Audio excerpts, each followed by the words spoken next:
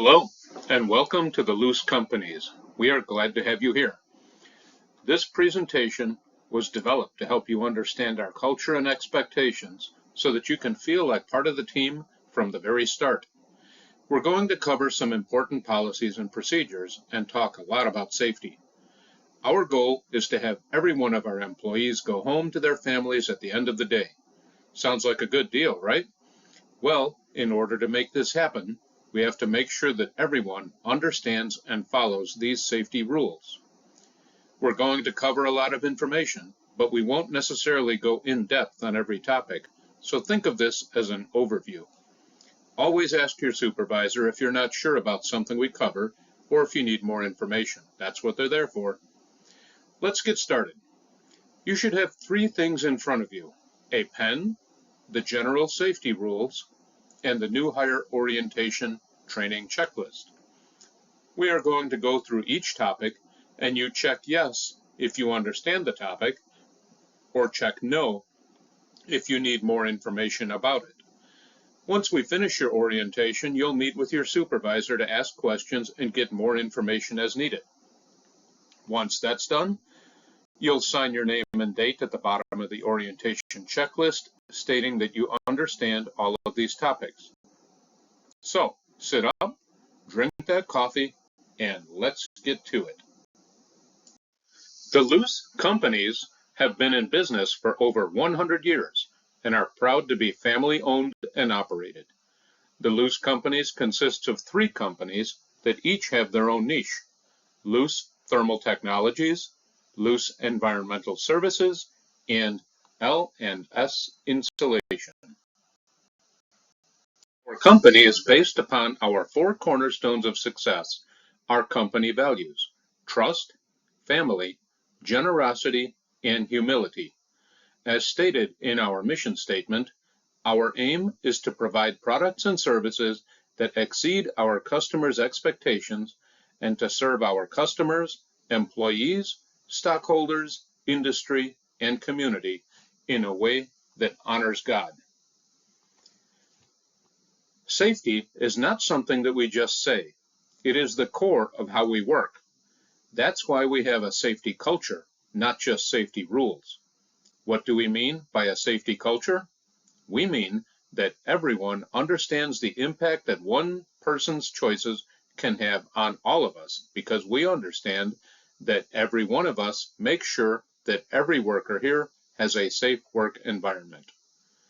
Know that each of your coworkers is looking out for your safety, and they need to know that you're doing the same for them. You'll see a difference working here compared to anywhere else. This is a team effort. Welcome to the team. How do we keep each other safe? Each of us is trained to inspect our environment and identify issues that could cause an injury. We call them hazards. Once we've identified the hazards, we can eliminate them or reduce the chances that they will cause a serious injury. And then everyone is safer because of it. Our goal is to have 0 incidents, but we can only do that if everyone is part of making that goal happen. We want this to be a great place for you to come and work, and we want you to experience the difference our values and safety culture makes. Each of us needs to do our part to accomplish this goal. Let's take a look at how we'll work together to do this, and what responsibilities we have. Luse will train you to inspect your environment and identify hazards. We'll eliminate those hazards when we can, or make sure that you are protected from the severe effects of the hazard if it can't be eliminated. We'll train you to use the equipment needed to perform your job so that you can use it safely. We'll make sure that work is overseen by trained and qualified personnel. We'll comply with all regulations set by the Occupational Safety and Health Administration, or OSHA, and will also enforce our rules, policies, and procedures. What do we need from you? For your part, you must follow the rules and policies that we've established and must work safely at all times. You'll correct unsafe work practices or equipment. You'll report hazards and unsafe work practices if you see any. You'll also report any incidents that occur while working, including any near-miss situations. Pretty straightforward, right? You know what to expect from us, and you know what we expect of you. Now we need to talk about discipline. Yes, discipline. We said we'll enforce our rules and policies, so let's discuss what that means. We have a progressive discipline policy in place to address employee actions that aren't safe, so that we can work to correct them before someone gets hurt. It also makes sure that employees are following the rules and regulations for safe work that OSHA requires. And yes, OSHA does require us to obey the rules. This isn't about getting people in trouble. It's about ensuring that everyone is safe. The point of a progressive discipline policy is to allow us to learn from our mistakes. Sometimes this requires consequences that become more significant for repeat offenses. No one wants to keep working with someone who repeatedly and intentionally puts themselves or others in danger. The goal is to teach employees to work safely before someone is injured. Here's what you can expect. For a first violation, there will be a documented verbal warning. Your supervisor or another designated person will discuss the violation with you to make sure that you understand what the violation was and to ensure that it doesn't happen again. A note goes into your personnel files stating that you had a verbal warning. This is a good opportunity to learn what needs to be done differently to work safely. See what I mean? Not so bad if it's something that happens once and the violation isn't serious. For a second violation, there will be a written warning also placed in your personnel file, a little more formal than the verbal warning. This is a good time to ask questions, understand the violation, and come up with a plan to make sure it doesn't happen again.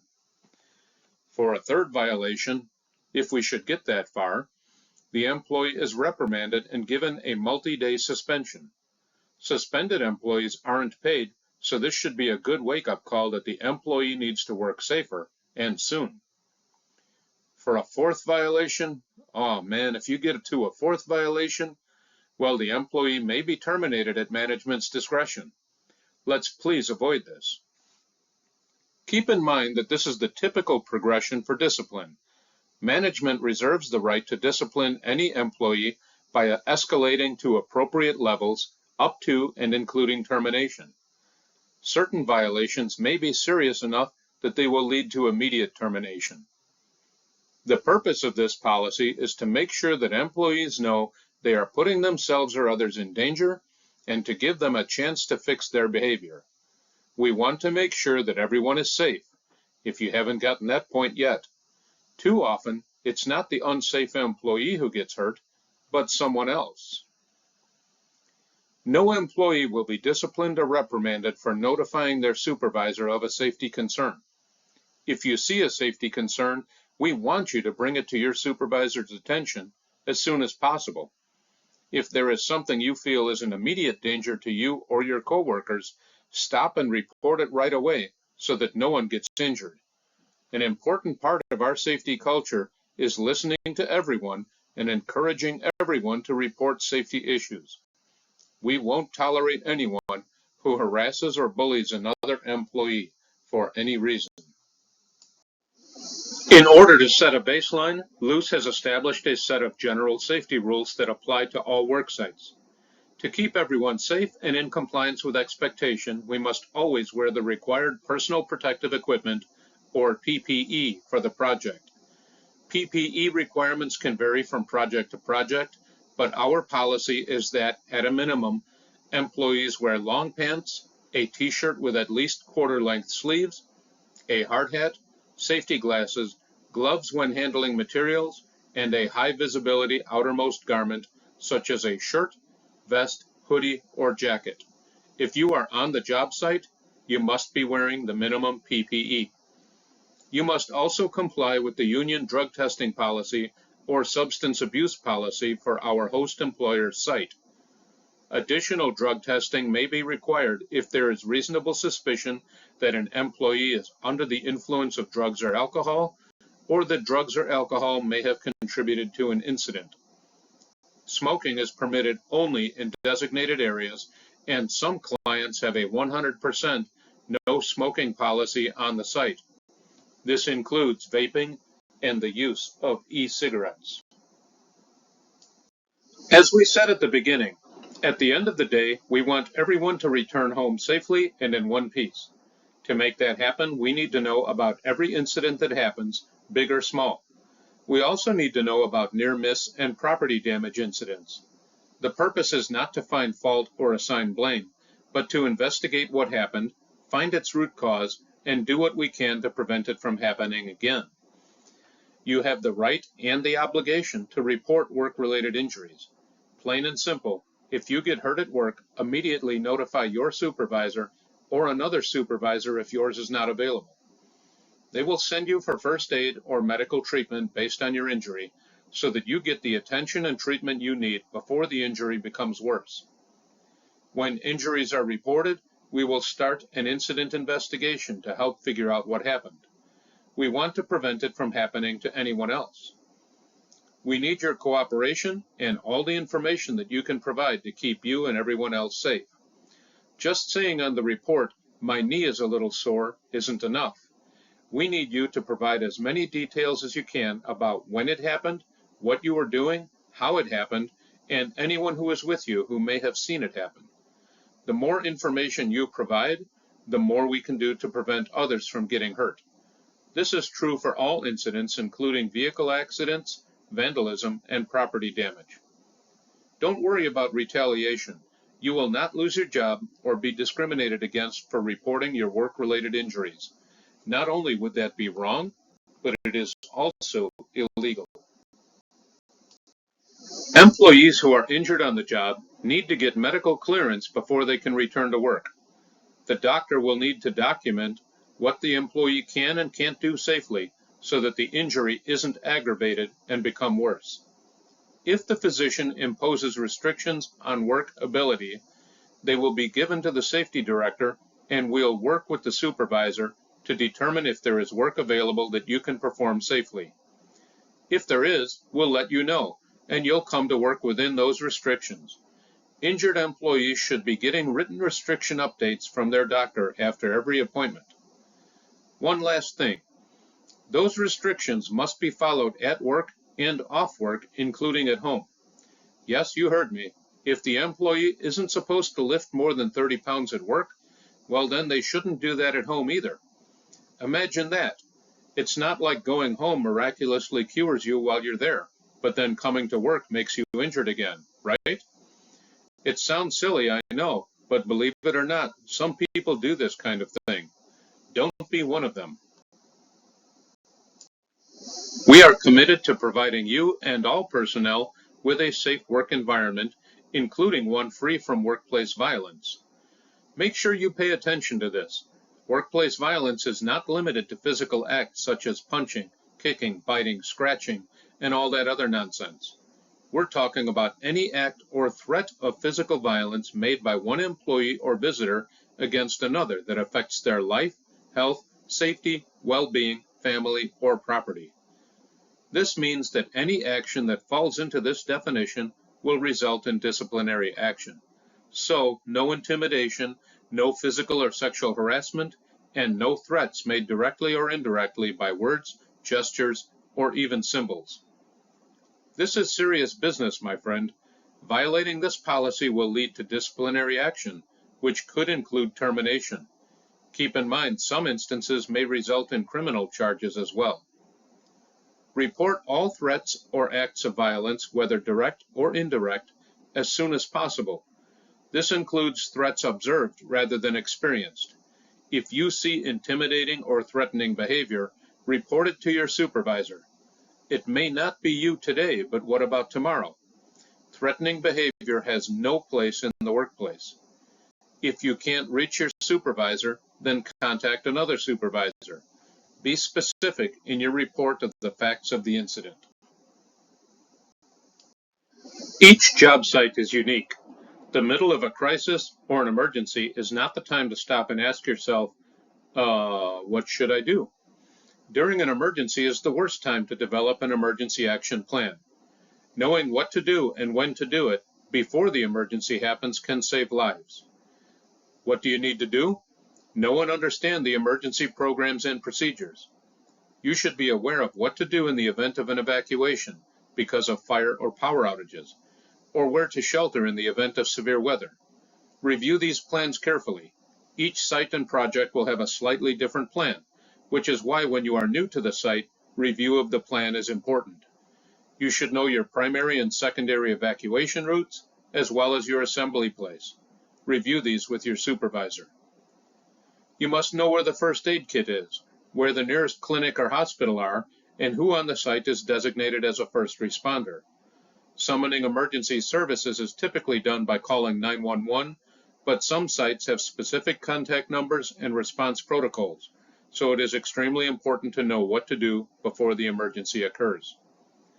Identify the location of eye wash stations and safety showers, especially if you're working with chemicals. Take note of where the fire extinguishers are and make sure you know how to use them. Identify the location of the shelter area in the event of a tornado or weather emergency. Preventing fires is important, and we're going to do our best to make sure that fires don't start. How do we do this? The first thing is to make sure that we keep flammable materials away from heat sources or open flame. I know it seems like common sense. This means that we are always properly storing flammable items, and if we need to do hot work like welding, cutting, grinding, or other activities that use fire or generate heat, we are removing flammable items from the area. Make sure an appropriate fire extinguisher is immediately accessible as well. Make sure that you ask your supervisor what you need to do before starting any hot work. Each project has a specific plan and requirements. If a fire does start, though, what should you do? Immediately warn others of the fire and make sure that someone notifies the fire department. The sooner they arrive, the more controllable the fire. Fires can double in size every minute. Be sure to notify them if there are any chemicals or unique materials involved, as this may affect how they handle the fire. If a small fire does start, say the size of an office trash can, and you choose to try to put it out, here are some things you should keep in mind. Extinguishers typically only contain enough extinguishing agent to put out a small trash can-sized fire, and usually operate for only about 10 seconds. Never put yourself in a situation where you'll be trapped by the fire. Always make sure that you have a clear exit path and that it remains clear. If it starts to close, get out before you get trapped. When using the extinguisher, remember the acronym PASS or PASS. P for pull the pin, A for aim at the base of the fire, S for squeeze the handle, and S for sweep the nozzle from side to side. Remember to direct the fire extinguishing agent at the fuel rather than at the flames. Remember your mom's rules? This one applies at work as well. Pick up after yourself. If you see something, own it. Keep the area where you work clean and clear from trip, slip, and fall hazards. Mom's not here to clean up. Periodically police the area and clean as you go. Make sure that safety equipment, exits, and electrical panels are always clear and accessible. Football players don't play without their helmets and pads. Skydivers don't jump out of planes without parachutes, and Luse employees don't work without their personal protective equipment. It's that simple. Like I said before, PPE is your last line of defense, but it can't protect you from everything. Don't go thinking you're invincible just because you're wearing your yellow shirt. So let's get into what you need to know about the equipment that helps keep you safe. Remember, the type of PPE for the project can vary, but Luse policy is at minimum, employees wear long pants, a t-shirt with at least a quarter-length sleeve, a hard hat, safety glasses, gloves when handling materials, and a high-visibility outermost garment, such as a shirt, vest, hoodie, or jacket. If you are on the job site, you must be wearing at least these items. Specific tasks may require additional PPE. Luse provides your required PPE, but you're the one responsible for making sure that the equipment is clean, maintained, and working properly. If your PPE is damaged, worn out, missing, or needs replacement, Notify your supervisor immediately and make sure that you get it replaced. Don't continue to work with damaged PPE. If it's damaged, it won't protect you properly. Inspect your PPE before use and follow the manufacturer's instructions for using, maintaining, and replacing it. You need to clean it when it gets dirty. Dirt can hide wear and tear and damage. Always make sure that you are using it properly. For many activities, safety glasses will help protect your eyes from dust, debris, and particles that shouldn't be in your eyes in the first place. Eye protection comes in many different forms depending on the type of work they're used for. Typically, they look like a simple pair of plastic glasses, or they could be more significant chemical goggles. Always make sure that you're using the right glasses for the work that you're doing. Only use properly rated safety glasses.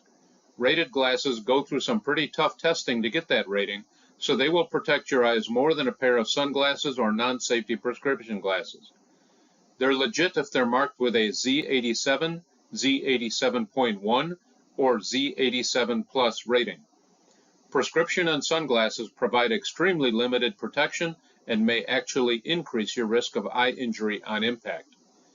If you have prescription glasses, they must have the proper rating and side shields to count as safety glasses. If they don't, rated safety glasses can be had that will fit over your prescription glasses. When working with specific hazardous chemicals, you will need to wear chemical goggles and often also a face shield. Make sure to check the safety data sheet for any chemical that you work with to make sure you have the appropriate PPE. Welding, cutting, grinding, brazing, and other hot work usually requires additional eye and face protection. You may need to use tinted safety glasses or face shields, depending on the work. Work that generates significant flying particulate matter, such as cutting, chipping, grinding, and saw cutting with powered tools, can cause facial impact injuries. Face shields are definitely required there. While hard hats seem like very simple equipment, the risks that they protect you from are quite serious. A good thing to keep in mind when you're working. They're designed to protect your head from multiple injuries. The obvious one is falling objects. The hard hat cushions the impact and keeps your skull in one piece, as long as the object is smaller and doesn't fall from too high. So remember that a hard hat won't do any good if something really heavy falls on it. They also protect our heads when we walk into something, like say a scaffold bar sticking out that we didn't see. I'll bet you'll pay a lot more attention to where you're going after that happens, though. Better yet, don't let it happen in the first place. The hat and its brim can even keep chemicals and hot liquids from getting on your scalp or dripping into your eyes. All in all, I'd say there are a lot of reasons to want to wear a hard hat. Let's talk about hearing. Unfortunately, we don't always take as good care of our ears and hearing as we do other parts of our bodies. Sometimes we even purposely put ourselves in situations where we can damage our hearing, like attending a loud concert or listening to our music too loudly.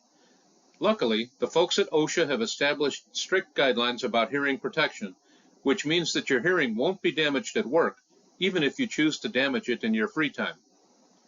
Hearing protection is required when sound levels get louder than 85 decibels. Let's put that number into perspective and consider this. Normal conversation is usually 60 decibels. A lawnmower from 100 feet away is about 73 decibels and can spike to 95 decibels if you're within 3 feet of it. But you're not going to carry a sound level meter with you all the time, so how do you know if it's loud enough to require hearing protection? As a general rule, if you're within 2 feet of someone and you need to shout to be heard, you should be using hearing protection. Remember though, this is just a general guideline. The only way to know for sure is to test with a noise meter. Hearing protection typically comes in two forms, earplugs and earmuffs. Earplugs offer the best protection as long as they're used properly. Earmuffs don't provide as much protection as earplugs, but they're much easier to use properly. If you use earplugs, let's go through a quick review of how to wear them properly. First, roll it up into a tightly compressed cylinder between your forefinger and thumb. Second, reach over your head with your opposite hand. So use your right hand for your left ear and your left hand for your right ear. and grasp the top of the ear with your thumb and forefinger and pull outward and upward to open the ear canal. Finally, insert the rolled up earplug into the ear canal and hold it in place, allowing it to expand. And voila, custom fit. Most earplugs are disposable and good only for one-time use. That means they need to go in the trash after you take them out and that you'll need a new pair next time. Keep in mind, you want to insert these with clean hands. If you have grease or other materials on your hands, it can end up in your ears, which could lead to an ear infection or worse. Let's keep those hands clean, folks. Some of our work involves a great deal of loud noise, so we have a hearing conservation program in place. You'll receive additional information about this later. One thing to note, though, is that all employees in the hearing conservation program will have a hearing test at least once a year to assure their hearing is not getting damaged. Remember, you have a lot to do with maintaining good hearing. Make sure you insert and use your hearing protection properly. Gloves are required when handling materials. They can protect against abrasions, lacerations, impact, and exposure to harmful substances. Cut-resistant gloves and Kevlar sleeves are required when working with metals, metal pipe coverings, stainless bands, and sharp objects, such as the demolition of glazed tiles and metal banding. And now we get to the most stylish of all personal protective equipment, respirators. All right, so maybe not that stylish, but certainly in your best interest for a long and healthy life. There are many different types of respirators, and we're going to cover a few of them. A filtering facepiece respirator, commonly called a dust mask, is the simplest form of respirator. The entire facepiece is the filter and will keep you from breathing particles like nuisance dust. That is all that it filters and protects you from, though. An air-purifying half-mask respirator purifies the air by using a filter cartridge or canister. They remove specific air contaminants like particles, dusts, vapors, or fumes by passing air through an air-purifying element. The half-mask will protect an employee from a particular air contaminant up to 10 times the OSHA permissible exposure limit, or PEL. An air-purifying full facepiece respirator is similar to the half mask, except it covers the entire face. Bet you didn't see that coming. This beauty will protect an employee up to 50 times the OSHA PEL. A powered air-purifying full facepiece respirator is similar to the full face respirator, but it can be had in several different configurations for different purposes. It may have different protection factors depending on how it's designed. You've heard us refer to the permissible exposure limit, or PEL, and you're probably asking yourself, what is this PEL deal? How do I know which respirator I need? How do I know when I need to wear it? All good questions, and luckily, I have some answers for you. Let's start with explaining what the PEL is. OSHA sets a limit on the amount of specific substances we can breathe in and calls them permissible exposure limits, or PELs. The amount can vary depending on what the substance is. How do you know what the PEL is? Check the safety data sheets and specific section in our safety manual. You'll find it there. Your foreman will identify the required type of respiratory protection in the JHA prior to the start of work. Before wearing a tight-fitting respirator, you need to be medically cleared by a doctor, fit tested and trained annually. Yeah, those are a lot of requirements. So if you haven't gone through all of those steps, you are definitely not approved to wear a respirator. So don't. If there's a potential for a respiratory hazard, we'll test the air to find out if the exposure is significant enough to require full-blown respirators. Sometimes respirators won't be required, but if you're working in an area with nuisance dust that you don't want to breathe, you can voluntarily wear a dust mask. You just need to follow OSHA's requirements for the voluntary use of a dust mask. OSHA's Appendix D, Information for Employees Using Respirators When Not Required Under the Standard, provides instructions for employees voluntarily wearing dust masks. Respirators are an effective method of protection against designated hazards when properly selected and worn.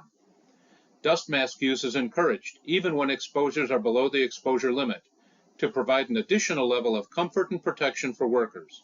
However, if a dust mask is used improperly or not kept clean, the dust mask itself can become a hazard to the worker.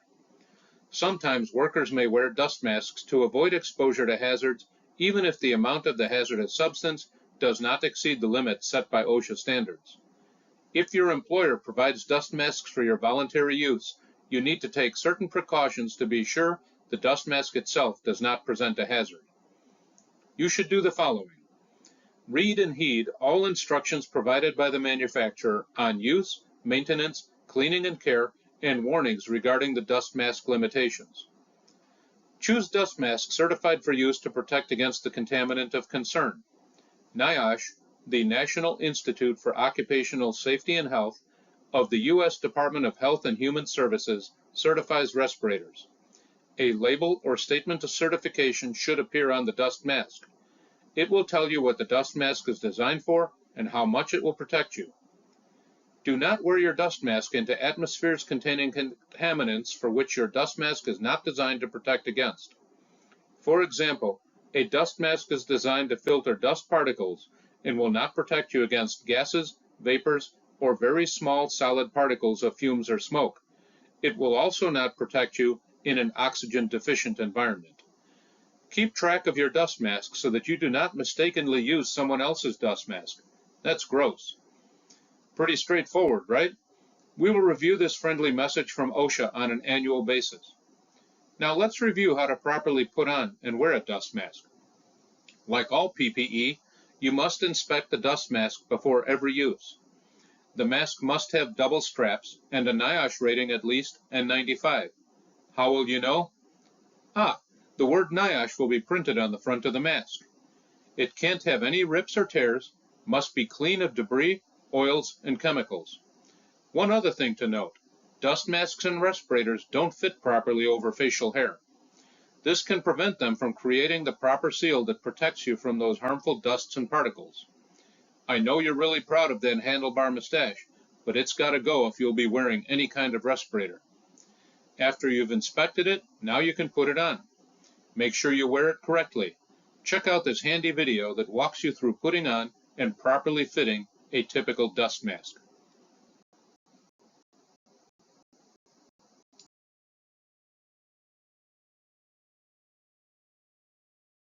Now we're going to go ahead and put on the N95 respirator. Hold the respirator in the palm of your hand with the straps facing the floor.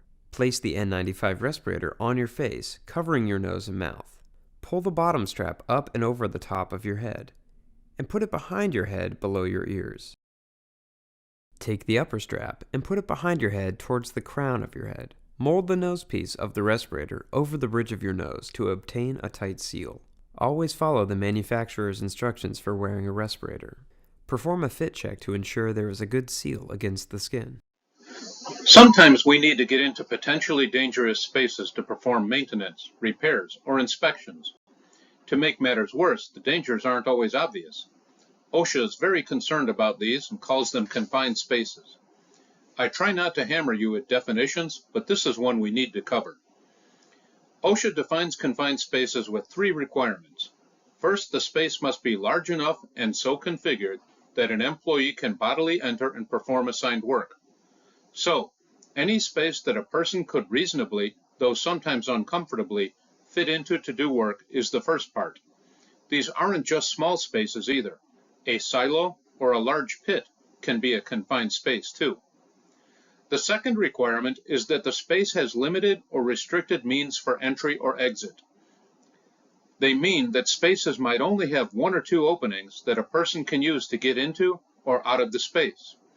Or the openings might not be very large or are difficult to get through, so that you can't get out very quickly. The third requirement is that the space is not designed for continuous employee occupancy. You're not hanging your hat up in here. The space wasn't built or designed for people to spend a lot of time in. Some good examples of these are pits, manholes, vaults, silos, and tunnels. These are places that are used to perform specific tasks. They can be small or large, so don't rely on size to figure out if it's a confined space or not. If you think about it, OSHA's saying these are spaces where it's easy for an employee to get stuck and trapped, and very difficult to rescue them from. And there are quite a few hazards that an employee can be exposed to in these spaces. Limited oxygen, flammable vapors creating greater fire risks, toxic chemicals or environments, and engulfment or collapse hazards are just a few. Definitely not someone to go into or work without a plan. Some of them require that a specific permit be completed prior to entry.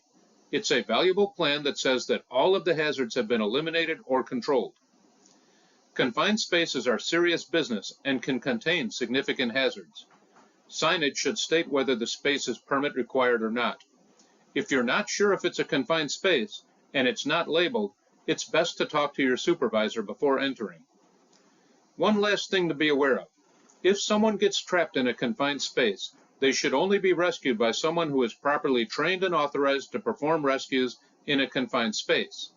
Every year, untrained, unequipped, unprepared, and unauthorized employees attempt a rescue only to become a victim themselves. Now we have double the victims, double the rescue effort, and double the risk. These unfortunate and preventable fatalities can be avoided by following proper confined space entry procedures. Electricity is required for many of the tools that we use. Anything that uses electricity should be inspected before use. This includes tools, machines, and power cords, including extension cords. If there are signs of damaged or exposed wiring, tag the equipment or cords out of service and make sure they are repaired or replaced before next use. Otherwise, you may end up with a new hairstyle. And no matter how qualified you think you are, or how many times you've repaired something like it at home, unless you have been specifically trained and authorized to repair it, please don't try to repair it. When using corded equipment like power tools, you want to make sure that you always have a GFCI in place. It can either be a GFCI protected outlet or a plug-in extension or whip. This will make sure that you're protected in case your tool shorts out or your cord gets into some water. What else can you do to ensure your safety when working with electricity? Well, make sure that outlets, breakers, and electrical panels are not blocked. Don't pick up tools or equipment by their power cords. The cords aren't designed for this, and you're increasing the risk of the cord becoming damaged and causing an injury. Only properly trained and qualified employees who have been approved by the company can perform electrical work. Lockout-tagout is a phrase you may have come across before. It refers to a standard procedure for making sure that machines or equipment don't unexpectedly start, either accidentally, intentionally, or maliciously, while an employee is working in, on, or near them. This drastically eliminates and reduces the possibility of a fatal incident. From time to time, at client-owned sites, it may be necessary to control hazardous energy. This will be accomplished through our lockout-tagout program. If this applies to us, it'll be identified in our daily JHA and work permit. You'll be issued a lock and tag with your name and phone number on it. You are responsible for placing your lock and tag on the appropriate lockbox or equipment before working on the equipment. Additionally, you must maintain possession of the key in your pocket at all times. Never give your key to someone else or remove another employee's lock or tag. The most important step is verification. Always verify that de-energization has been accomplished. This will be done by the host employer or the individual that locked and tagged the equipment out. You must confirm. Please note, we are never to operate plant or client-owned equipment under any circumstances. This is the obligation of the plant or client owner. Portable equipment that gets its power by being plugged into an outlet may not require lockout-tagout. If the tool is only powered while plugged in, you can unplug it as long as you remain in control of the plug to make sure it won't start up. In these cases, you've removed the source of power, making you safe from sudden or unexpected activation. This certainly makes changing a saw blade much less dangerous. Ladders are a great tool for accessing elevated work areas, but we need to make sure that we use them correctly and that we are aware of the hazards. If we do, then we are less likely to become injured when working from a ladder. Quite a few things can go wrong when using a ladder. Falling is an obvious risk. Ladders can also tip over if they are not positioned properly. Defects or damage to the ladder can cause it to fail. Let's make sure that you only use ladders safely, okay? Start by selecting the right ladder for the job. This means knowing when and where ladders should not be used, like on the edge of a roof or in front of a doorway. If you are not sure what type of ladder to use, just ask. For example, never use a step ladder to access a higher level. A straight or extension ladder is a much safer choice. Once you have the right ladder, you need to inspect it for defects or any other issues that could make it unsafe for use. If you do find issues, make sure to put a "Do Not Use" tag on it and notify your supervisor. If the ladder is safe to use, then make sure you set it up properly before climbing it. Make sure the surface is level and the ladder is set up only on a stable surface that won't move. Step ladders need to be locked open before climbing. If the ladder must be used on a slippery or unstable surface, it must be secured in place to prevent it from slipping, tipping, or falling. The side rails of straight or extension ladders used to climb to upper areas or platforms must extend at least 3 feet above the platform to provide a handhold for safe transition on and off the ladder. Safe ladder use relies on several things. Never carry anything that can make you lose your balance and fall while climbing up or down the ladder. Use a rope to hoist or lower items as needed. Always face the ladder. This will allow you to brace yourself against the ladder for stability and to reduce the risk of falling. Maintain 3 points of contact when ascending and descending the ladder.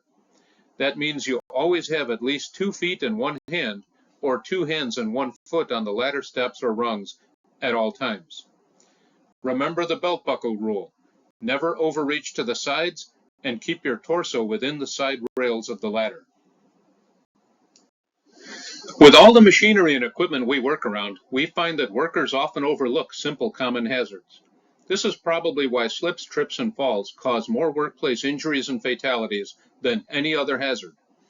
We need to make sure that you and everyone else is protected from all preventable hazards, not just the really dangerous-looking ones. Most slip, trip, and fall hazards come from the surface that we walk and work on, like floors, platforms, catwalks, stairs, and ladders. Falls are a particular concern. Many people do not realize that falls from any height can lead to serious, even fatal injuries. Think about it. When people fall, their injuries usually depend on what part of their body they land on, or what they fall into or onto.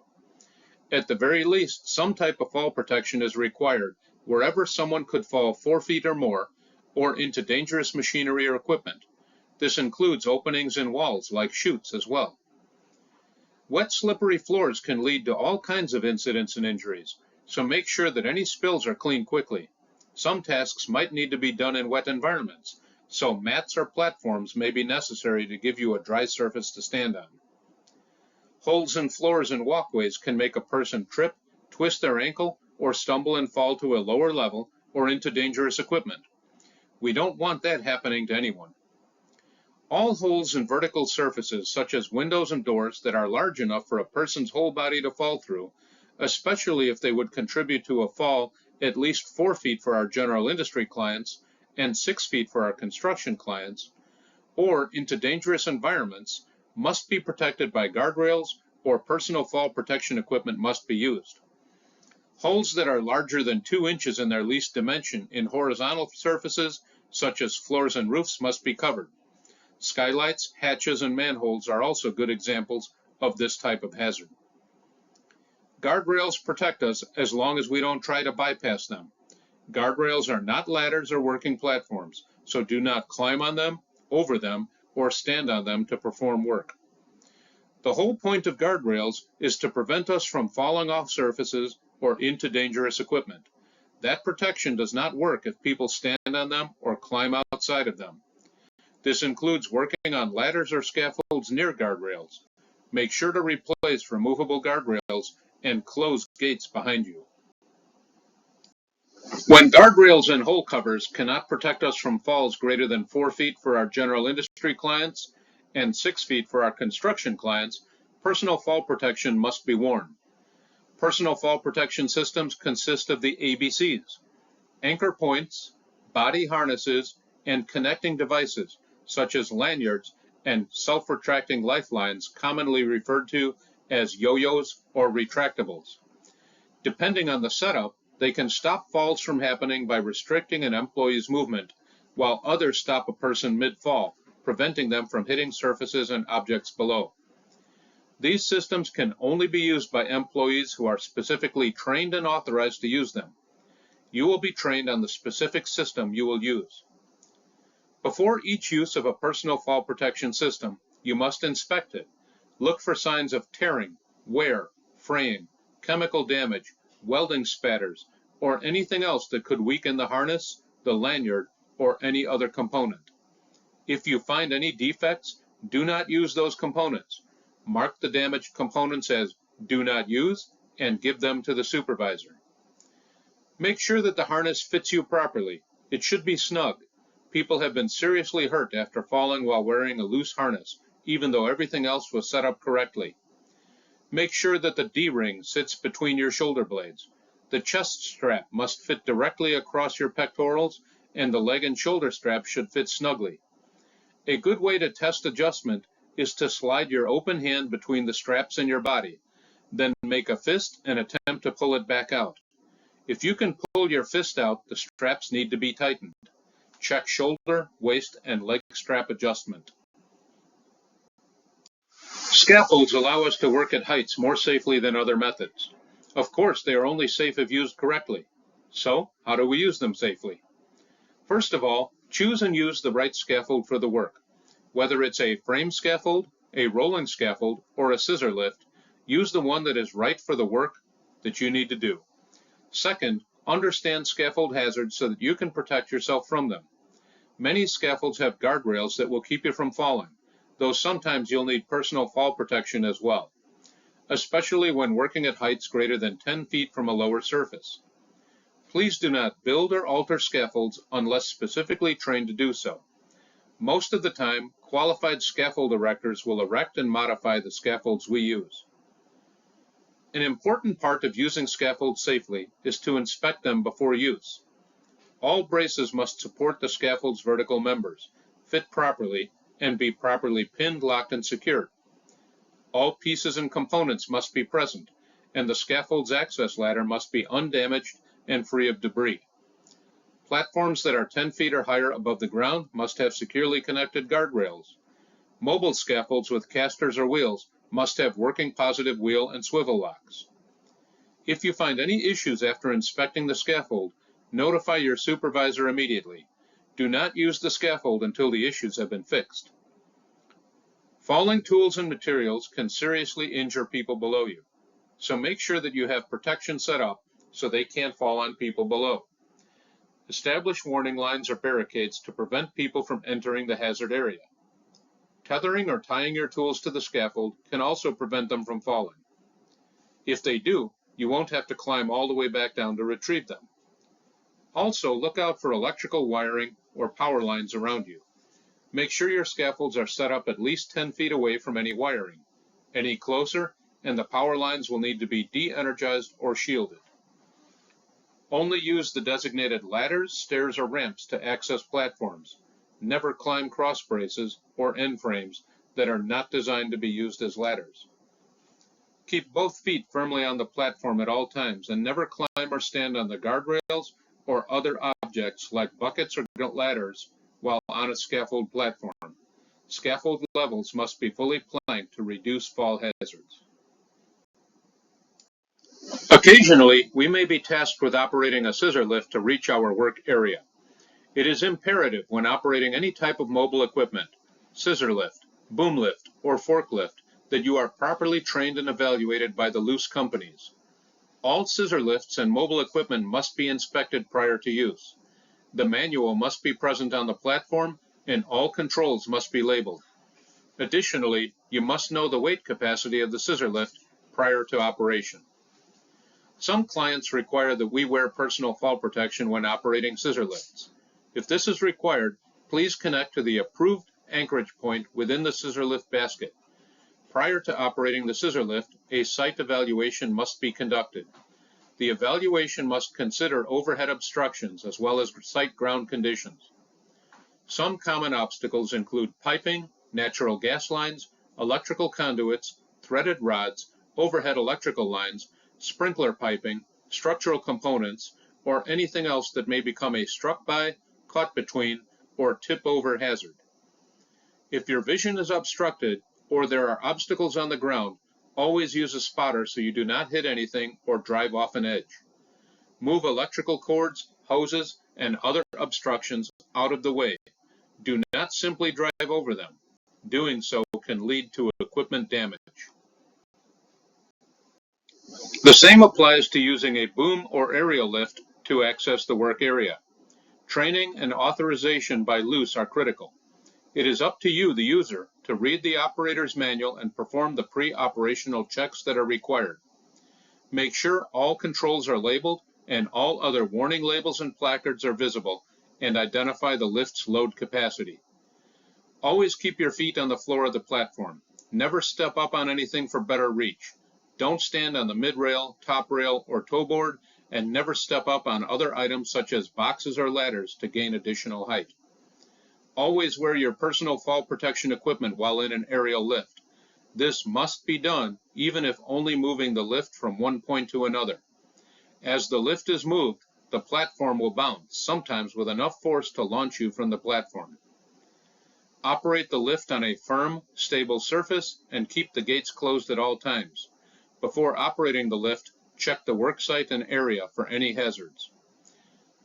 We must stay at least 10 feet away from power lines unless they are confirmed to be de-energized or shielded, period.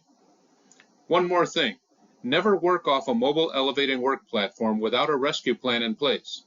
You should never work alone. Another worker on the ground or in the area, but not in the same platform, should be available to perform or summon rescue if there's a problem. Forget the old phrase, put your back into it. Always use your legs to lift objects, never your back. Squat down, pull the object as close to your core as you can, keep your back straight, abdomen tight, and stand straight up. Sounds like a workout. I'll tell you though, you don't want to find out through personal experience just how bad a back injury can be. If it's too heavy, ask for help. You're not Superman. When lifting large heavy objects, use dollies, material carts, pallet jacks, and other mechanical devices to do the heavy work for you. Sometimes our work requires us to use or be near some pretty interesting chemicals and materials. This is where the hazard communication program comes in. You have the right to know and to understand the hazards of the chemicals that you may be exposed to at work. Sometimes things happen and these chemicals end up in places where they shouldn't be. Equipment damage, container leakage, or misuse of a chemical can expose you to chemical hazards. If chemicals are released, you may notice pungent or strong odors, vapor clouds, liquid spills, or hear escaping gas under pressure. Those are indications that you should avoid. Do not touch, walk in, or generally be nearby. Most chemical hazards, though, aren't quite so obvious. Make sure that you pay attention when your supervisor or client host reviews any monitoring devices, alarms, or other sensory clues that will alert you that a chemical is in the environment that may create additional hazards for you and your coworkers. Also make sure you pay attention to the physical, health, and other hazards created by these chemicals. If you forget, you can always refer to the Safety Data Sheet, or SDS, for that chemical as a refresher on this information. There are a number of things that you can do to protect yourself from the hazards of these chemicals. The main one is to follow the procedures you are taught. Remember your training day. These procedures were developed to minimize your exposure to these hazards. This includes monitoring devices such as oxygen, explosive limits, carbon monoxide, or hydrogen sulfide meters, as well as specific PPE. Make sure you're wearing it and using it properly. Don't take shortcuts here. Keep your work area clear and follow the proper steps for cleaning up any spilled chemicals based on its safety data sheet. And clean those spills immediately. Don't endanger other people. Some chemicals that you work with may require specific emergency procedures. Make sure you know what they are and what to do if that emergency comes up. The Safety Data Sheet, or SDS, will be your best friend if you ever have to work with or handle chemicals or materials. Your supervisor will show you where they are. These standardized sheets have 16 sections that contain all the information you will need to know about a chemical. The sections cover the name of the chemical, emergency phone numbers, hazards, ingredients, proper handling and storage, first aid measures, firefighting methods, and required PPE, just to name a few. Always read the safety data sheets before handling a new chemical and see your supervisor for any questions you may have after reviewing the safety data sheet. Any container containing hazardous chemicals must have a label identifying those hazards. If you're moving a chemical from a larger container to a smaller one, then yes, that new container needs a label too. And if you're the person transferring the chemical, then you have to put the new label on. The new label must have the exact same information as the label on the original container. The easiest way to do this is to just copy the information. What if something happened to the original label so that it's unreadable, or the label fell off somehow? Let's not just guess and try to fill in the gaps. Find the safety data sheet and find section 2. This will tell you all the information that needs to be on the label. Isn't that handy? There are 6 pieces of information that need to be on every label. They are a product name or identifier, a signal word, either danger or warning, pictograms, hazard statements, precautionary statements, and the supplier information. You might be wondering what a pictogram is. Well, it's a small picture inside a red diamond. They're an easy-to-see reference for the hazards of the chemical, so pay attention to them and make sure that you understand what they mean. Each one represents a specific set of hazards. For example, the exploding bomb means that the chemical is explosive, and the circle with flames on top is an oxidizer, which means that it will make fires burn hotter and faster. Let's avoid that. There are 9 pictograms in total, but only 8 are required by OSHA. The label will only have the pictograms for the hazards to which you could be exposed. So, if the chemical is not known to be explosive, it won't have the exploding bomb pictogram. Makes sense, right? So, make sure that you pay attention to the safety data sheets, the labels, the pictograms, and your training about the chemicals that you'll be working with or working near. You do have the right to know and the right to understand the hazards of the chemicals you're exposed to, but you are the one who has to follow the requirements for working with and handling those chemicals. Hand and power tools are an essential part of performing work in our business. There are a few basic rules that will keep us safe and productive. Always use the correct tool for the job. If the tool has a wooden handle, make sure the handle is in good condition and not split or cracked, and never use tape to repair wooden handles. Wrenches must not be used if they're in poor condition or if the jaws are stretched or sprung. Impact tools such as chisels, wedges, drift pins, and other struck tools may not be used if the heads are mushroomed. They will need to be dressed with a bench grinder or replaced. Knives must be kept sharp and in protected sheaths or blades retracted when not in use. Never carry a tool by the electric cord or air hose. When working at height, hoist and lower tools using an approved bucket. Avoid inadvertent startup of tools by keeping your finger off the trigger unless contacting the work surface. Make sure you are wearing the appropriate clothing for the task when working with rotating tools. Don't wear hoodies with strings, unbuttoned sleeves, loose sleeves, or jewelry that can become entangled. All tools that are damaged must be removed from service and tagged "Do Not Use." Do not remove or disable any guards or safety devices. They are there for a reason.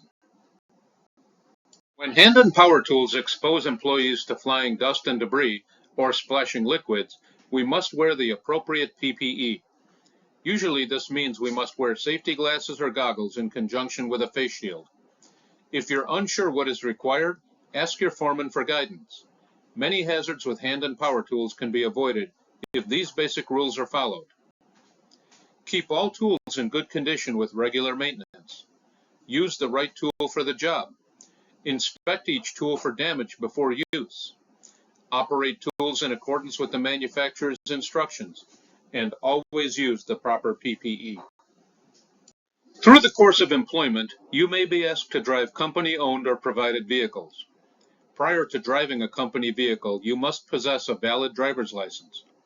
You also must perform a pre-operational inspection of that vehicle that includes ensuring mirrors are adjusted, glass is clean and not obstructed by dirt or debris, and making sure tires are properly inflated and lights are functional.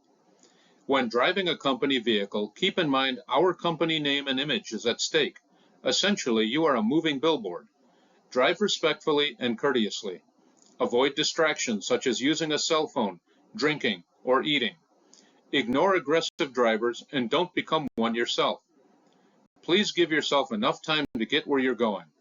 Always use your turn signals and maintain sufficient following distance so you can safely stop or drive defensively as needed. We've mentioned JHAs before. One way that we work to ensure the safety of all employees is by looking for hazards before an incident happens. We call this a Job Hazard Analysis, or JHA. We expect all employees to do the same thing. Before starting work, the foreman will develop a JHA and review the area for any potential hazards. Please be a part of the process and participate. If you identify a hazard that you can eliminate, then do so. If not, notify your supervisor so that it can be eliminated, or develop a plan to minimize the risk of injury. When it comes to safety, we want to make sure that qualified people are making the decisions and ensuring our safety. Even OSHA agrees because they require a competent person to supervise work. If you are running work, you are our competent person on site. What is a competent person, you might ask? Someone who is trained to find existing or potential hazards and is authorized to make changes that will eliminate or reduce the risk from those hazards. And since safety is a team effort, you can help the competent person by reporting any hazards that you find.